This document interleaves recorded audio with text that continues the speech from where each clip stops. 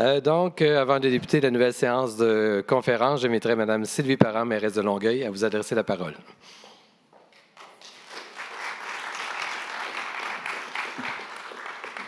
Merci. D'abord, bonjour à tous et à toutes. Tout d'abord, je tiens à souhaiter un bon 300e anniversaire de fondation à notre cousine, la ville de la Nouvelle-Orléans.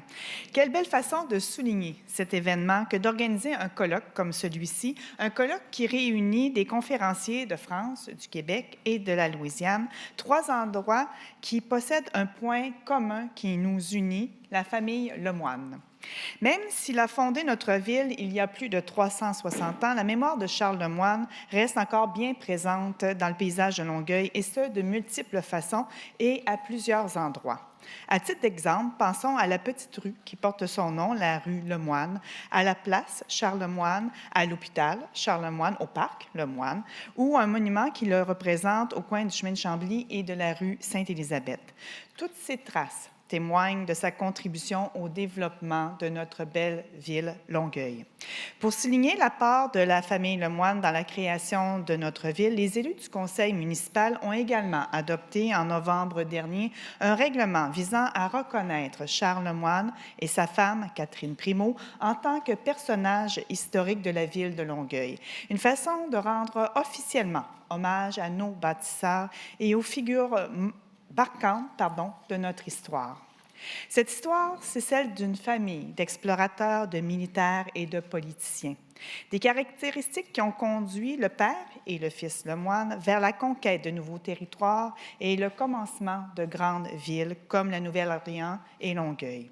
2 villes qui partagent l'héritage colonial français, une influence qui se trouve bien ancrée dans nos patrimoines architecturaux et historiques respectifs.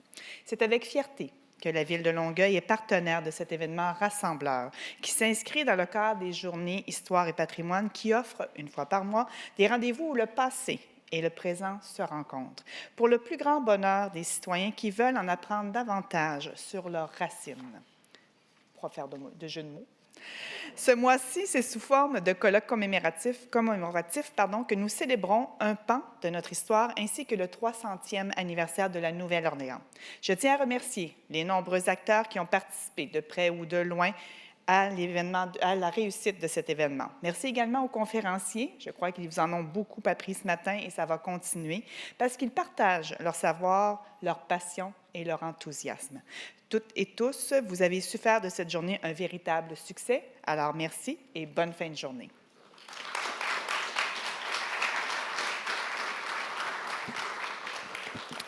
Merci beaucoup, Mme Parent. J'inviterai maintenant M. Louis Lemoine à venir présider la séance de conférence de cet après-midi. Je ne pars pas avec vos filles. Une petite remarque au début, mon ancêtre n'est pas Charles Lemoine, mais Paul Huss, établi dans la région de Sorel, qui a donné naissance à une multitude de familles. Je vous rappelle aussi que la biographie des conférenciers est dans le programme. Donc, j'invite M. Alfred Lemon, qui nous arrive de Nouvelle-Orléans, à nous parler de la Nouvelle-Orléans, une ville bordelaise au 18e siècle.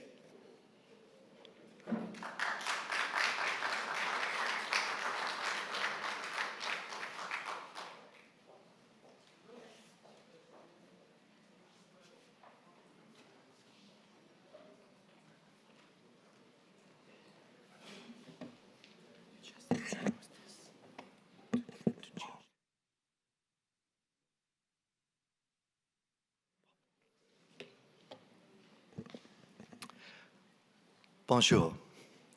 C'est un grand plaisir pour moi d'être avec vous cet après-midi. Mais je veux dire que je parlerai doucement, comme j'ai travaillé beaucoup de temps dans une salle de lecture. Et aussi, et c'est très important, que je ne suis pas une personne des langues, espagnole, française et bien sûr anglais. Aujourd'hui, je parle sur la réalité géopolitique de la Nouvelle-Orléans. La Nouvelle-Orléans, comme la Louisiane, reflète le patrimoine français. L'État est nommé en honneur de Louis XIV et la ville en l'honneur du régent de France, Philippe, duc d'Orléans. Bien sûr, le lieu le plus connu de la Nouvelle-Orléans, Jackson Square, connu sous le nom de Place des Hommes pendant l'époque française, et la Place des Hommes sur l'Espagne, est une réflexion de l'impact espagnol sur la Nouvelle-Orléans et la France. Les bâtiments face à la place sont l'héritage d'un philanthrope espagnol, Andrés Almonastre y Rochas, un natural originaire près de Séville. Il a construit la cathédrale, le presbytère et le cabildo ou l'hôtel de ville.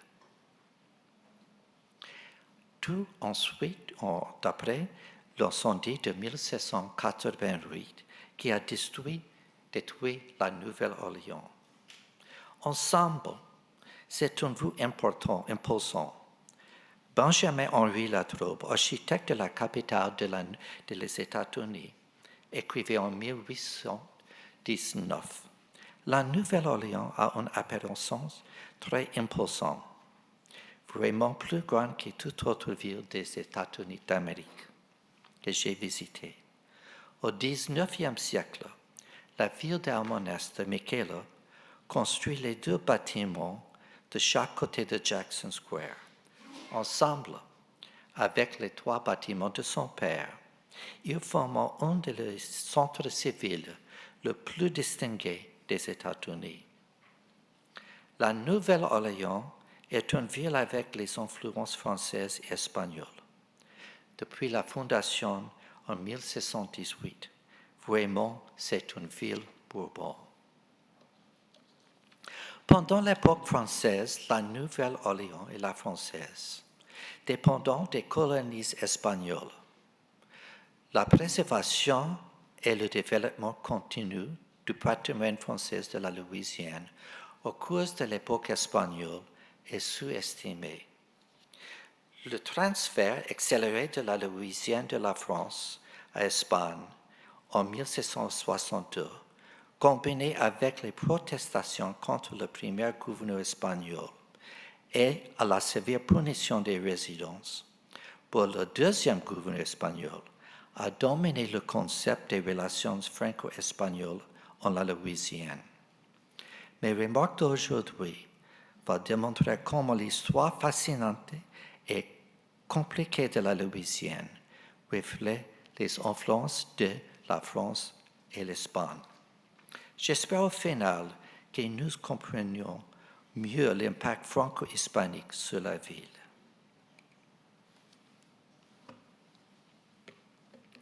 Après la découverte colombienne, la Louisiane était considérée comme espagnole.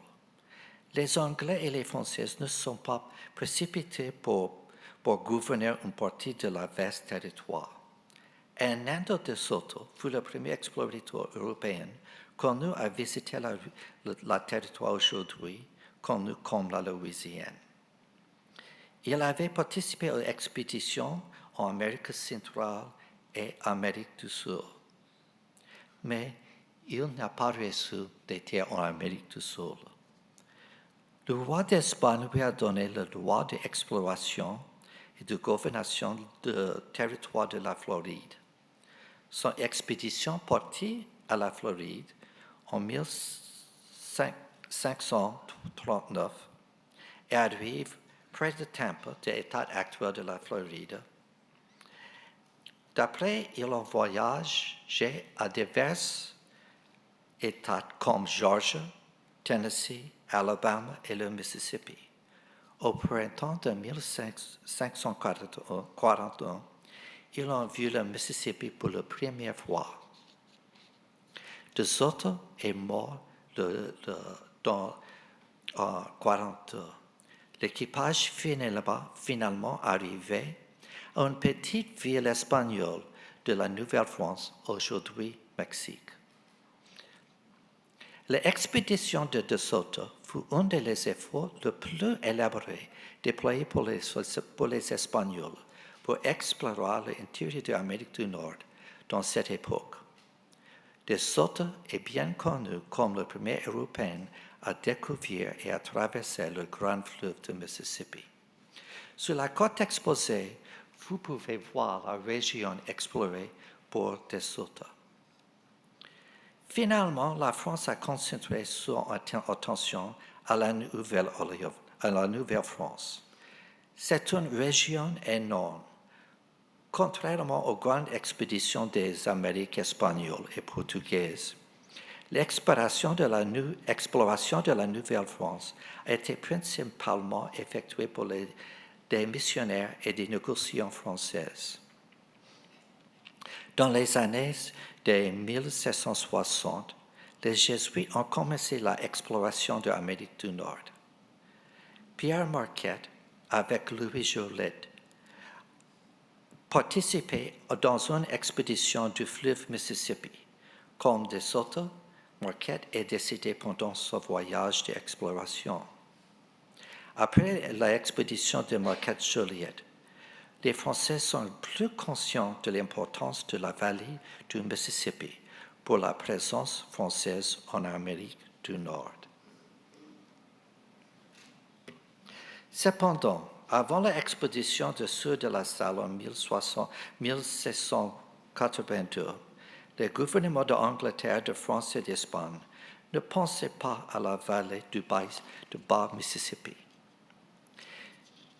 En 1682, que la Salle avait tenté découvrir l'embouchure de Mississippi et le revendique au nom du roi Louis XIV pour la France.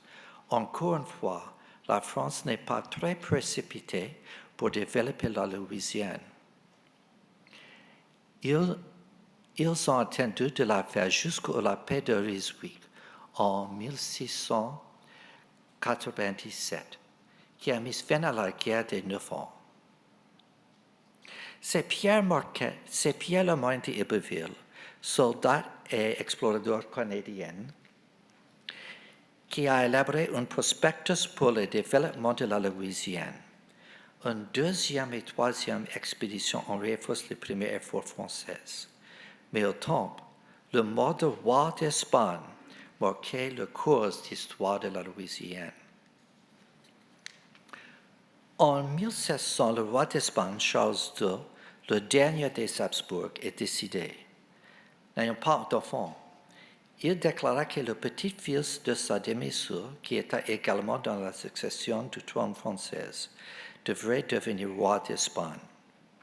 La Grande-Bretagne et les Pays-Bas sont opposés à l'idée d'un bloc franco-espagnol.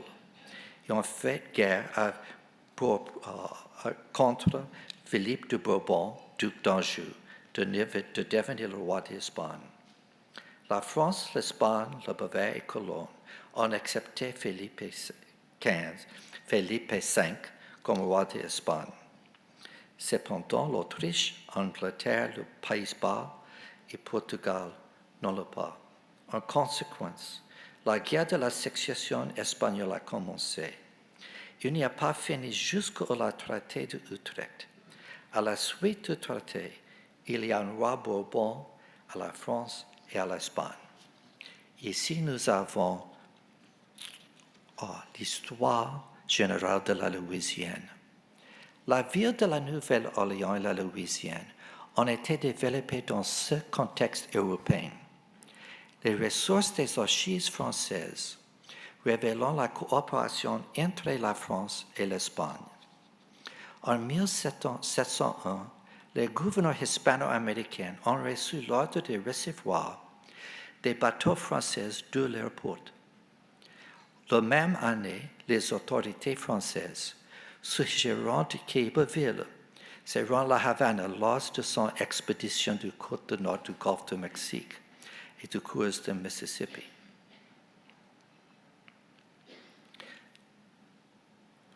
En 1702, alors que les efforts commençant à établir une présence française sur la côte nord du golfe du Mexique, les relations ont établi avec le port espagnol de Veracruz.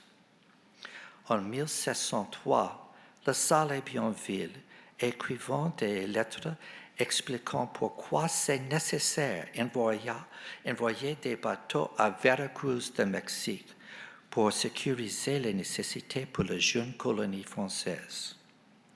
Les documents des archives du ministère des Affaires étrangères de France et des Archives nationales de France indiquant clairement que la jeune colonie française, avec beaucoup de difficultés, dépendait de Veracruz pendant cette période.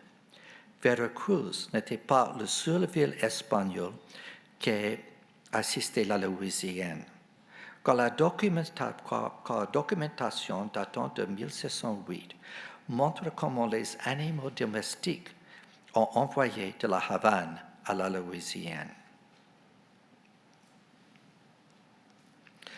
Je voudrais montrer cette carte du cartographe espagnol Thomas Lopez, qui illustrait comment la Nouvelle-Orléans, la Havane et Veracruz étant proches l'un des autres. Ils ont formé une route commerciale naturelle. C'est la région géopolitique.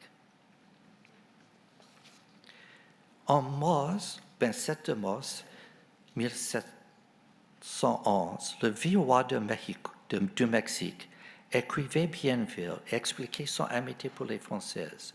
Et il a envoyé assistance espagnole, mais plus important encore, le mémoire de 1713 sur les conditions de la Louisiane, écrit pour Jean-Baptiste Dubois-Duclos, soulignait clairement la nécessité du commerce avec la Havane et la Veracruz. Plus tard dans la même année, une société espagnole de Veracruz a empêché le commerce entre la Louisiane et le Mexique. Les autorités ont rapidement informé en Louisiane et expliqué sa frustration. Année après année, la documentation indique les relations commerciales entre la jeune colonie de la Louisiane et la région espagnole. Les autorités françaises de la Louisiane ont rencontré qu'ils reçurent vaches et ont reçu de la Havane. Tous les animaux de la Louisiane du Mississippi passeront de la Havane à Veracruz. C'est plus facile de la Havane et Veracruz qu'à Saint-Domingue. En 1719, la correspondance révèle que la France envoyait bateaux à la région spécialement pour pêcher. Mais en même temps, la colonie dépendait encore de Veracruz pour l'alimentation.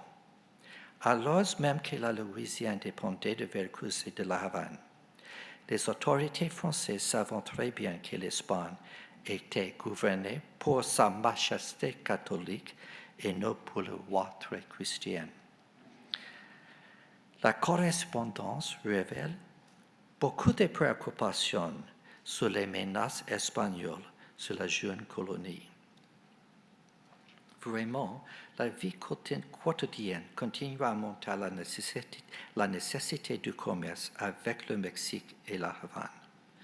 Le gouverneur Perry a envoyé une délégation au Mexique en 1629. 2 ans plus tard, un autre mémoire concernant le commerce entre la Louisiane et le Mexique a été préparé. Dans les années suivantes, il y a une part de documents très importants sur l'importance du commerce avec le Mexique. La charte de bateau en Veracruz pour la Louisiane est une démonstration de l'importance de Veracruz. Des efforts sont déployés pour maintenir de bonnes relations avec l'Espagne. Un exemple d'assistance donnée aux marines espagnoles est vu très clair dans l'an suivant. Il y a une part des marins espagnols perdus près de l'embouchure de la rivière Mississippi, mais il est retourné à Veracruz. Mais en même temps, les fonctionnaires ont réalisé que la Nouvelle-Orléans pouvait être importante pour la Veracruz. Il y a un projet pour une école pour enfants pour les élèves de Veracruz dans la Nouvelle-Orléans. Le trajet entre le Veracruz et le Mexique est très, très difficile et plus facile envoyer des élèves de Veracruz à la Nouvelle-Orléans. Résulte qu'il y a une idée proposée pendant l'époque française pour une école pour les Espagnols dans la ville française.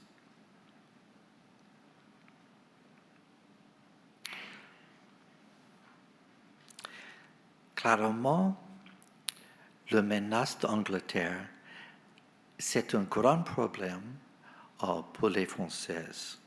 Un rapport de 1733 indique que la France a appris l'existence d'un projet anglais de colonisation à la Cuba. Et le même rapport indique que les Anglais avaient une colonie cubaine, la Louisiane sera la prochaine. Les relations entre les Français et les Espagnols n'est pas toujours excellentes. C'est bien, c'est la réalité. Mais en même temps, il y a une part des marines françaises qui a été punie pour avoir vendu des marchandises dans la Havane clandestine à la Louisiane. Le rôle de la Havane était très important quand les bateaux avec destination à la Louisiane en provenance de Saint-Domingue s'arrêtant de nécessité à la Havane. Mais en même temps, la documentation de 1745 et de 1746 révèle que Veracruz reste une source importante pour la farine pour la colonie. La dépendance de la Louisiane à Veracruz continuait pendant les ans 50.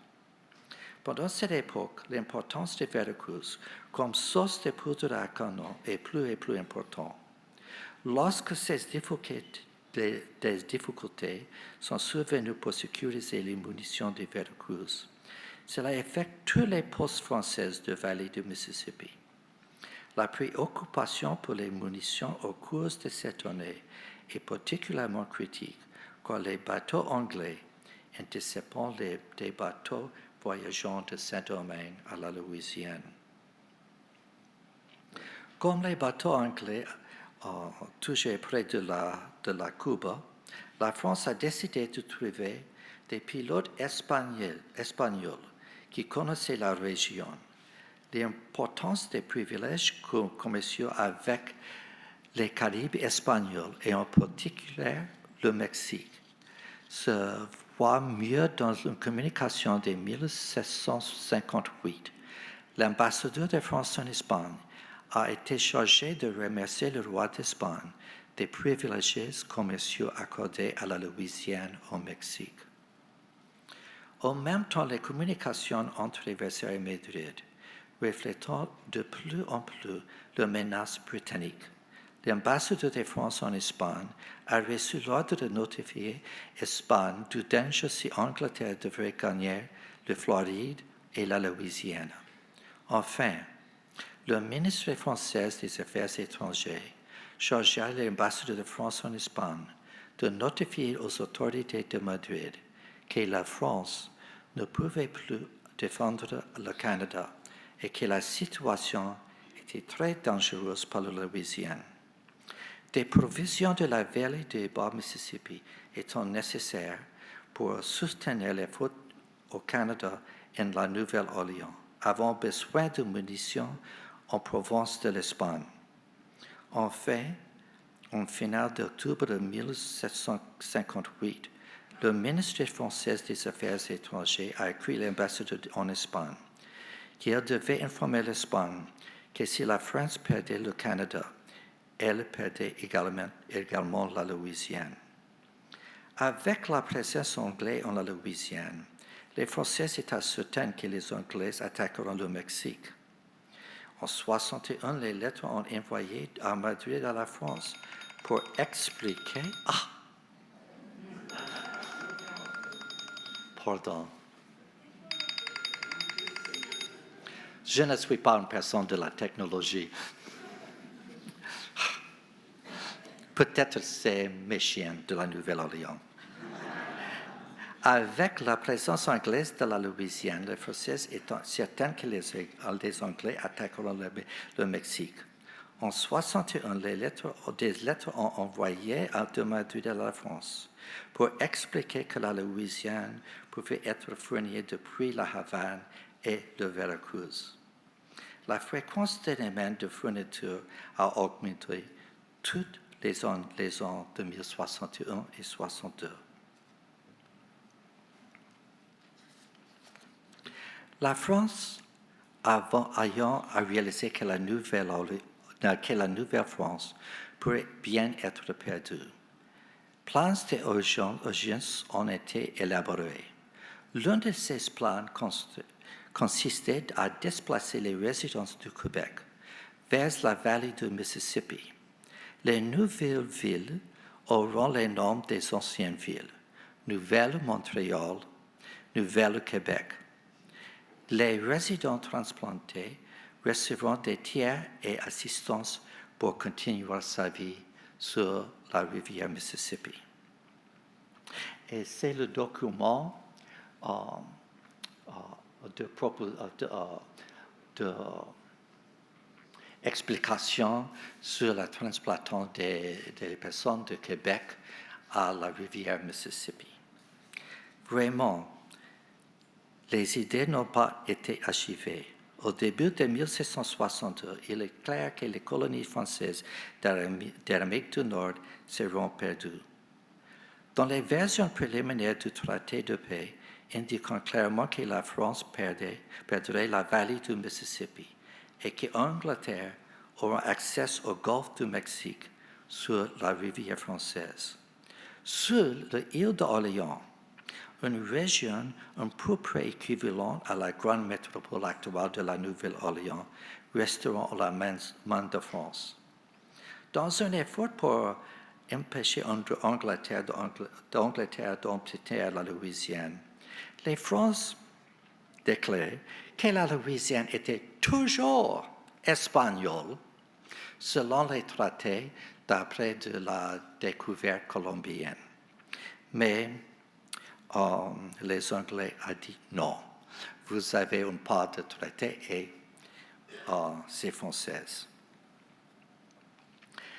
L'Espagne aura plus actif dans le développement de la région. Non. Le développement est français et les Anglais disent que l'Espagne n'a pas droit à la Mississippi. Il y a un part de scénarios. L'Espagne n'a pas voulu perdre de la Floride, mais en même temps que les Anglais accèdent au golfe du Mexique pour le fleuve Mississippi. La France et l'Espagne, en même temps, étant très préoccupés que l'Angleterre pourrait aussi prendre le contrôle des Caraïbes. Enfin, le matin des accords préliminaires de paix devait être signé 3 novembre 1762. Choisil, diplomate principal pour la France, informe l'ambassadeur espagnol Grimaldi que la France était disposée à donner la Louisiane à l'Espagne. Si la Louisiane n'est pas une compensation suffisante pour l'Espagne, la France est également disposée à donner Sainte-Lucie à l'Espagne.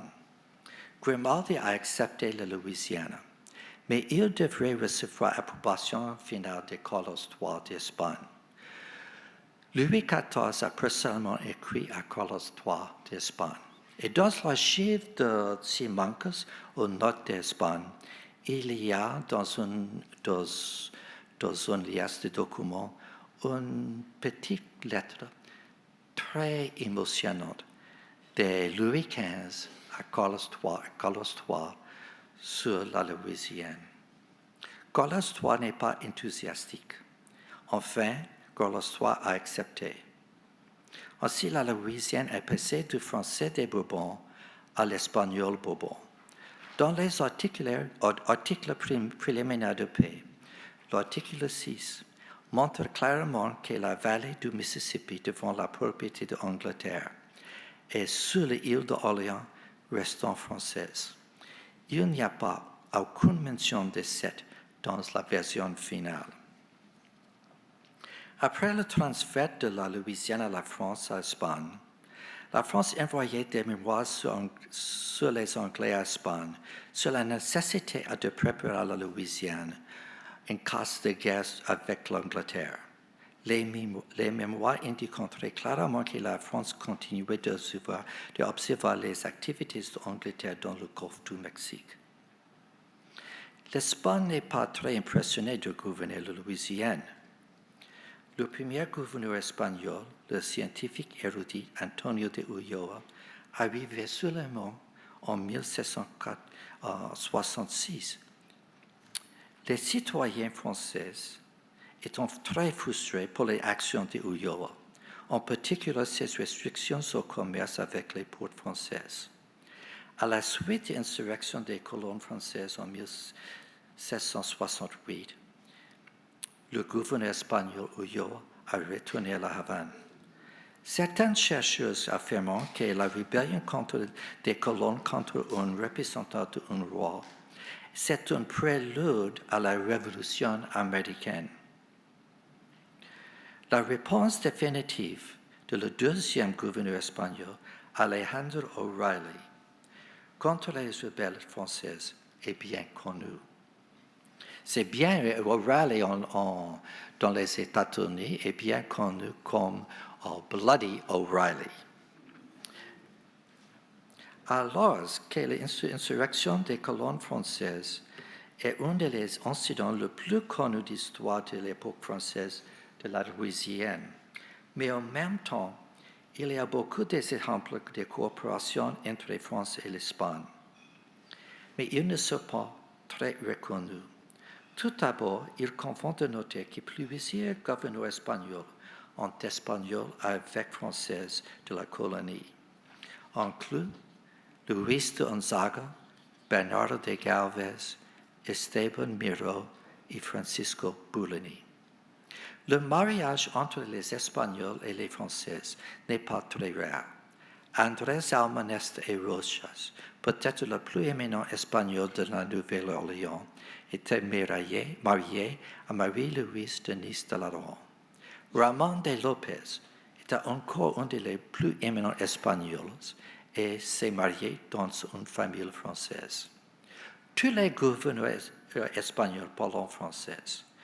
Bernard de Galvez avait étudié les sciences militaires en France. Le baron de Cornouailles est né en France. Manuel Gayoso de Lemos était connu pour sa maîtrise de la langue française. Et ici, nous avons le portrait de Francisco de Bulani. Il a marié avec une Française. Les archives privées de sa famille et de la famille de sa femme couvrent toute l'époque coloniale de la Louisiane. C'est un des fonds les plus importants pour la Louisiane. C'est l'histoire d'une famille française et espagnole.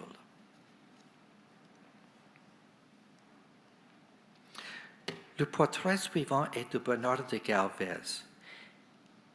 Il a aussi épousé une femme française de la Louisiane. Mais pour l'histoire d'Espagne, il est très important car il illustrait le monde espagnol. Son oncle était ministre des Armes pour l'Espagne. Son père était vice-roi du Mexique et Bernard aussi est vice-roi du Mexique. La famille de Galvez est une des plus importantes dans le monde d'outre-mer espagnol.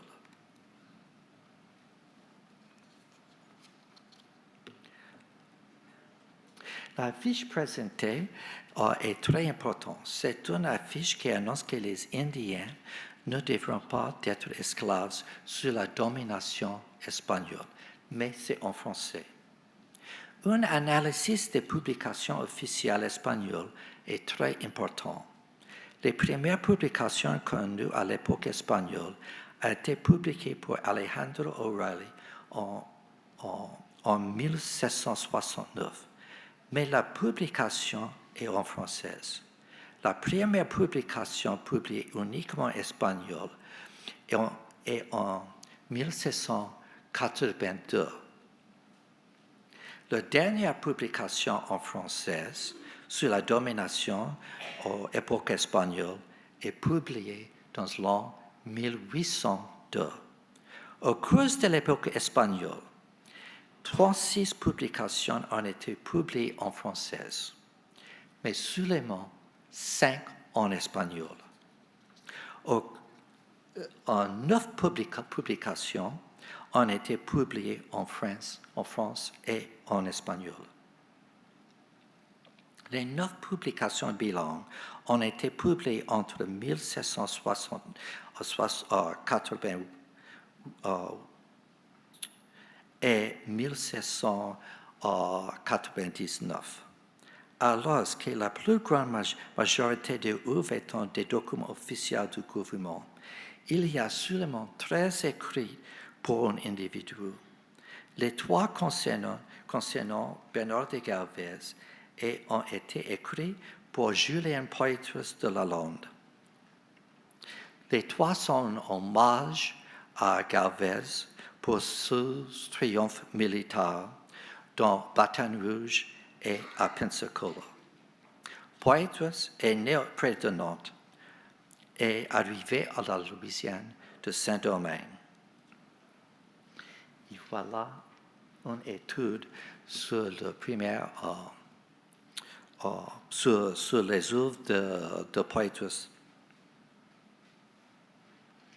L'un des principaux problèmes de la Louisiane espagnole, comme la France, était la défense. C'est une considération critique. Pour défendre la Louisiane, l'Espagne a décidé d'encourager l'immigration. Des familles ont été recrutées de Malaga, des îles Canaries. Mais aujourd'hui, la Louisiane est plus bien connue par la culture cajun. La grande majorité des Acadiens sont arrivés pendant l'époque espagnole. Les personnes qui occupent des postes importants à la Nouvelle-Orléans reflètent l'existence franco-espagnole. Un exemple est Pedro Petesclou, originaire de Saint-Sébastien, mais de famille française. À la Nouvelle-Orléans, il épouse une Française originaire de la Nouvelle-Orléans. Il est la notaire du gouvernement. Il a signé son nom en espagnol comme Pedro, français comme Pierre et anglais comme Peter, en fonction de la langue du document. Charles Lavalle Trudeau était originaire de la Nouvelle-Orléans. Né pendant l'époque française, de famille française, il servit comme l'arpenteur de la Louisiane espagnole à partir des années 80. En conséquence, il a signé son nom en espagnol, Carlos Trudeau. Bartholomé Lafont. Il est une figure centrale du développement urbain de la Nouvelle-Orléans. En son arrivée de France en 1799, la Nouvelle-Orléans s'est reconstruite après le grand incendie de 1788. Ses compétences ont été rapidement notées. Après le deuxième grand incendie de 1794, il a reconstruit la prison des villes. Plus tard, il a été demandé d'évaluer le presbytère et le cabildo. Et entre 1797 et 1919, il était le responsable pour divers projets urbains et finalement a été invité pour reconstruire les digues de la ville. Il est également important de citer l'héritage des individus d'origine française qui ont servi dans l'armée espagnole. comme architecte français Gilberto Guillemard. Après l'incendie de 1694, c'est Guillemard qui a conçu le Cabildo, au Hôtel de Ville, la cathédrale et le presbytère. Aujourd'hui, les trois servent comme monument du patrimoine historique de la ville. Un autre est Nicolas Stephenius, né en France. Il était capitaine d'ingénieurs pendant la Révolution américaine. Il est distingué pour son travail sur la rivière Missouri. Dans la Nouvelle-Orléans, le gouverneur Manuel Guilloso de Lemos a employé comme ingénieur pour dessiner les plans de Baton Rouge et de la Nouvelle-Orléans.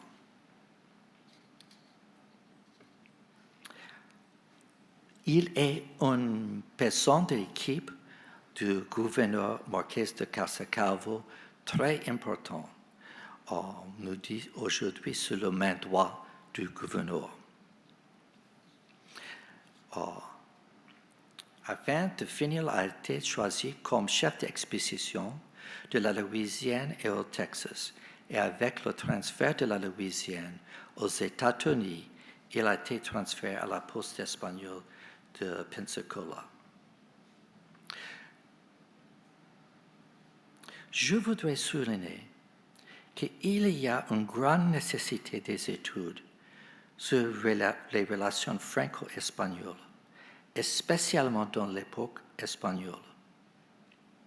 La grande victoire du gouverneur Galvez contre les Anglais en Pensacola est bien connue. Mais la participation des Françaises dans la grande campagne de Galvez est desconnue, totalement desconnue. En même temps, il n'y a pas d'études d'étoiles polaires. Étoile polaire, c'est une loge maçonnique française de la Nouvelle-Orléans, fondée pendant l'époque française. Et dans les deux cas, les Françaises de Pensacola et Étoile polaire, les documents toujours existent. La présence continue de la langue française pendant l'époque espagnole est clairement attestée pour la création du Moniteur de la Louisiane, le premier journal de la Louisiane. Bien que le gouvernement soit espagnol, mais il a été publié en français. Informations sur la vie culturelle et la représentation de l'opéra Sylvain d'André Modeste Grétry en 1697. C'est le premier opéra connu présenté à la Nouvelle-Orléans. Encore une fois, c'est curieux qu'une opéra française a été présentée pendant l'époque espagnole. Mais Grétry, bien connu en Espagne et en la Havane. Les échanges scientifiques entre la France et entre la Louisiane et la France se sont également poursuivis pendant l'époque espagnole. Les envois des plantes et autres matériaux au jardin botanique de la France, et c'est un exemple. Avec la vente de la Louisiane en 1803, la Nouvelle-Orléans aurait autre transforme en ville américaine. Cependant, les actions de l'Espagne ont assuré l'extinction des liaisons avec la France. Quand Napoléon prit le contrôle d'Espagne, les autorités de Cuba expulsèrent les réfugiés de Saint-Domingue qui avaient trouvé refuge à Santiago de Cuba. S'installant à la Nouvelle-Orléans en 1809, leur présence a doublé la population de la ville et renforce la présence culturelle française. En résumé, il est clair que les premiers jours de la colonie française, la Louisiane, en portant raison de la proximité de grandes villes telles comme la Havane et la Veracruz, dépendait de l'Espagne. Avec les problèmes avec les Anglais, la France et l'Espagne se sont unis pour protéger leur colonie américaine contre la Grande-Bretagne.